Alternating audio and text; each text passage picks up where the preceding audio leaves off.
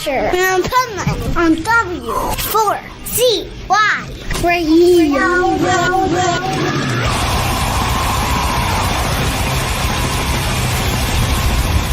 This is the Pipeman here on the Adventures of Pipeman, W4CY Radio. And once again, it's time for our Positively Pipeman segment.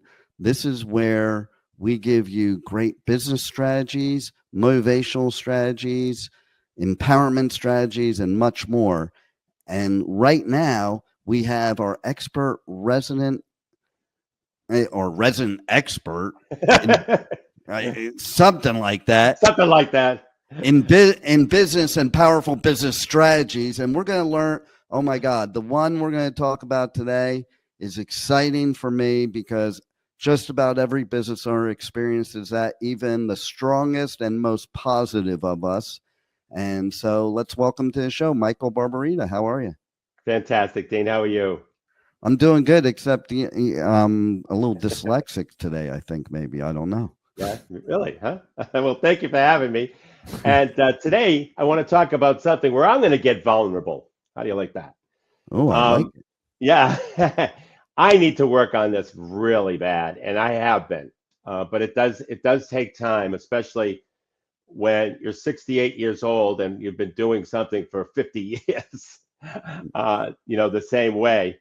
But basically, I'd like to talk today about scheduling freedom.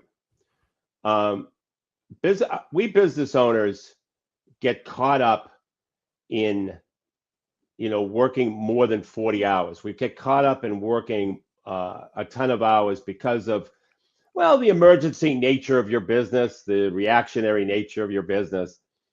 And what I want to do today in our segment is talk about 3 fundamental shifts that have to happen. And then I also want to talk about, once you have those shifts in mind, what are the fundamental pillars that you really have to attack, if you will, if you're going to really schedule freedom. And scheduling freedom means being able to having the business, serve you first and foremost, but also serve you to the point where now you have the time to spend, more time to spend with your family. And you could go to your kids' games, you can adjust your schedule anytime you want, and the business is still serving you with the leverage revenue and income that you've always desired. And that's really where I think all of us want to be, certainly where I want to be, and certainly what I'm working towards. And like I said, being vulnerable today, this is something that I'm still in the process of working on. So the 3 fundamental shifts that are needed for scheduling freedom is shift number 1 is going from reactive to proactive. So instead of letting your day happen to you, you design your day around your priorities. So instead of responding to whatever screams the loudest, I think every business owner knows what I mean by that, you focus on what moves your business forward most efficiently. Now, these things aren't easy to do, and we have some pillars of fundamental pillars of success on how to achieve these. But that's mind shift number 1. Mind shift number 2 is going from task oriented to outcome focused, or task focused to outcome focused. So instead of measuring your success by how busy you are, which sometimes we business owners do, I know I do that, you measure it by the results you produce. So instead of wearing your 80-hour work week like a badge of honor, you focus on creating maximum impact with optimal efficiency. It's a little different. And then the third shift is from indispensable to systematic. So instead of being the person who has to handle everything, you become the person who builds systems that handle everything. Mm-hmm. So important. Yeah, that's really really critical, because once you build a system that handles something, you don't have to handle it anymore. The time leverage of that one system that you built that handled something that you were handling has an incredible compound effect.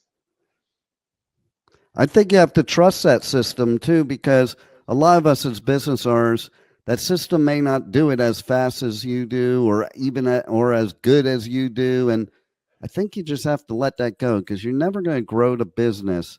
There's only so far you can take the business on your own, no matter how great you are, how talented you are, anything like that. You're only as good as your team, which your system is your team. Absolutely. And, we talked about mindset shift being one of the critical 5 steps that you have to take in order to implement business and financial strategies that your competition isn't doing. I think we talked about that 2 weeks ago. And this is part of that shift. And I realize it isn't easy, but it's so very necessary. And building the right system, if you just built one system this month, even if you built one system this quarter, because this is it's October, and this is quarter 4, and if you just built one system, the compound effect of time savings that one system will have is unthinkable. It's unimaginable. So now achieving true scheduling freedom requires mastering 5 fundamental pillars that I mentioned I would talk about earlier. And these really aren't time management tips. These are strategic frameworks that will change how you operate your business. So the first, and this is, I'll tell you, it's hard to get business owners to do this this first thing. And that's what's called a time audit and awareness. So before you can optimize your time, you need to understand where your time is going. I think people don't want to know that. That's why they don't do it. I think you're right, but I could tell you something. I came up with an idea this week for a business owner that I've been pounding this into him. Always complains about there's no time. Well, let's see what you're spending your time on. And of course, he came up dry 3 weeks in a row, to which I pounded the table and said, look, he loves his cell phone. Now, most cell phones, if not all cell phones, have recorders on them. So you don't have to write it down. Just talk into the phone what you're doing right now. And that's it. And then we'll take all of that recording and we'll format it to understand what you're doing. So when you start a task or stop a task, you just hit the recorder. So that's the best idea I could come up with for him. And of course, it's working. It's a great idea. Yeah. Definitely. So, but this guy is so attached to his phone. Now, I don't know about other people in your audience, but most people have their phone with them. Yeah. So it helps them. But you're going to stay trapped if you don't identify how you're spending your time. So you need to track your time for a full week, just a week. Every single activity, every interruption, every distraction. But it's just so relevant. And you'll discover that activities that take that you think take 30 minutes actually take 2 hours. When you all of a sudden now you're on your phone, it's 2 hours later, and you thought it was going to be 30 minutes later. Yeah. And you realize you're spending your day, 3 hours a day or 4 hours a day on tasks that could be delegated or eliminated. Totally. It's just like finances too. Like when I was in the investment business, you would do a financial needs analysis. Right. And you would always find at the very least, and usually more, $200 a month in ghost money that people can account for. And people with that too, they don't want to do that analysis because they don't really want to know how much they're spending, but that's the only way they're going to get to have more money. And the freedom is the same thing. I did it with brokers that worked for me. When I had a brokerage firm, basically, generally, brokers worked 12 to 16 hours a day at my competition all the time. And I had this viewpoint of, you know what? I've seen what happens as being a broker myself. When you got to work that 12 to 16 hour day, you pace yourself. You don't have any personal free time, so you steal that personal time at work. Yeah. And so you're doing personal time at work to stretch out that 12 to 16 hours. What I found out by implementing what I did was by telling my brokers they only had to work an 8-hour day, They would Yeah. work in that 8-hour day because they had personal time. They didn't have to steal personal time. And that goes for business owners. Listen, Good point. whatever you do as a business owner, yes, you tend to be a slave to your business, but that doesn't get you anywhere because it inhibits you from moving upward and forward. And you need to have you time. And we all do it. I do it. I'm guilty of it. There's times that I don't even go anywhere all week because I'm too busy working morning till night.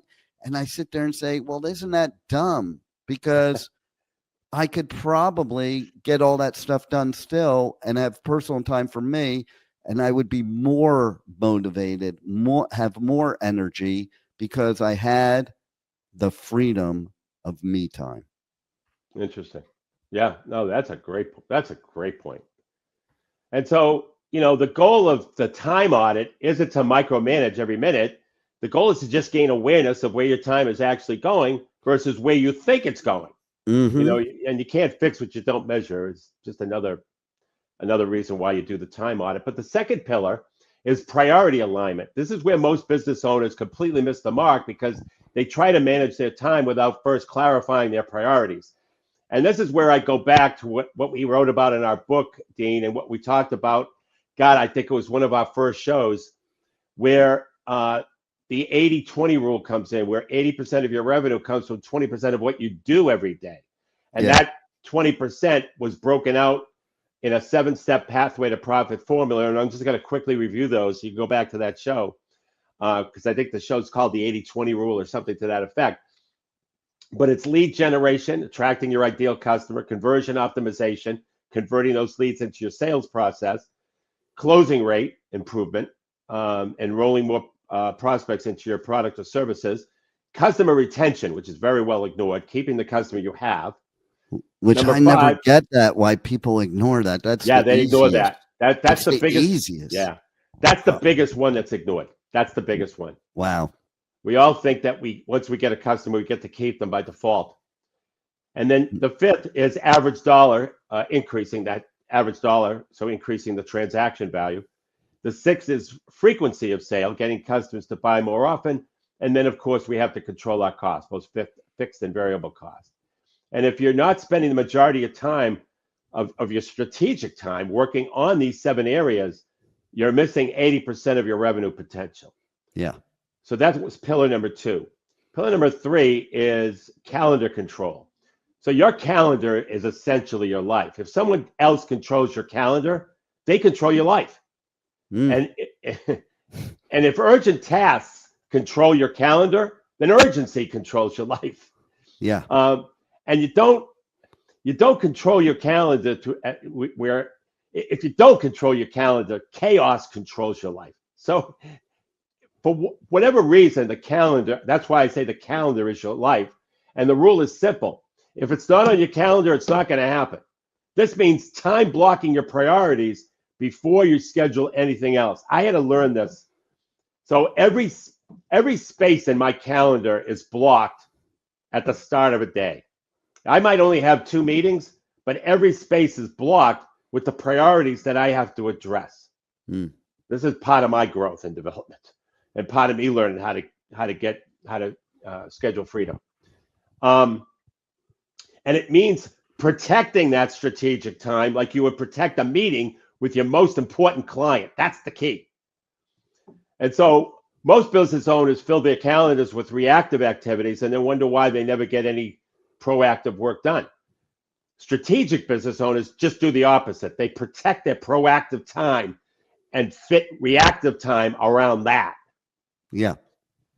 And so the 4th pillar is what I call distraction. And I know I'm running out of time here. But you can keep going. Go ahead. Okay. It's important. Okay. So the 4th pillar is distraction management. Those distractions are not random events that happen to you. They're predictable interruptions that you can systematically prevent or manage. See, the average business owner gets interrupted every 11 minutes. Imagine that. Every 11 minutes. I do imagine that every single day. I mean, that means they never get deep into the strategic work. So you need to identify your most common distractions and build those systems first, as we talked about earlier, to manage them. And is it employees who interrupt you with questions that they should know how to answer? Is it building better training? Yeah, you know what I mean? That's the other thing.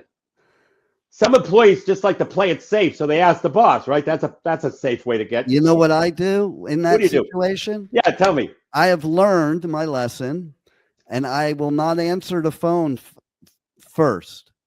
5 minutes later, I kid you not, never mind, I figured it out. Oh, God. Because especially nowadays, people's idea. First thing is to ask somebody or even ask Google, Right. It's not to think, and to sit there and go, well, what should I do without asking? And then when I don't respond right away, it forces them to have to think, and then they come up with the answer. Unbelievable. And so the fifth pillar is self-care and personal time. This is the pillar that most business owners sacrifice first, and it's a mistake that destroys everything else. You cannot build a sustainable business if you're running on empty. You cannot make good strategic decisions if you're exhausted, stressed out, burned out, whatever you want to call it. So self-care isn't selfish, it's strategic. Taking care of your physical health, mental well-being, relationships, they all make you more effective, not less effective. So a rested, energized, focused business owner will accomplish more in 6 strategic hours than an exhausted owner will accomplish in 12 chaotic hours. No doubt. And so you have to schedule time for exercise and family time, not because you have leftover time, but because these activities fuel the energy and creativity that you need to excel your business. What's funny about that too is, that when you say the family time, I'm the way I am now is the same as I was before I had kids. And basically what that message is when I did have kids growing up, that I scheduled family time. And guess what? I was just thinking about it, like just this morning, I was thinking about, it was amazing that I got through everything I did, and business was so successful by working less than I ever had. Amazing. Yeah. It's amazing how that can work. That's why that freedom's so important. And we think we don't have it, and we think our business is going to fall apart. We think we're not going to get clients. And what you really find out is you get a lot more by scheduling your freedom, because not only do you have your freedom, but you have your energy, you have your mindset, and you have everything else to make your life not stressful and happy instead. Right. Absolutely. So great words from you. And I want to hear more great words. So let's tell everybody how they can reach out to you and get more information on this, but many other subjects, and even help for their business, because you do help businesses. You're not just a guest on my podcast. It's not, right. So let's let them know how to dig in.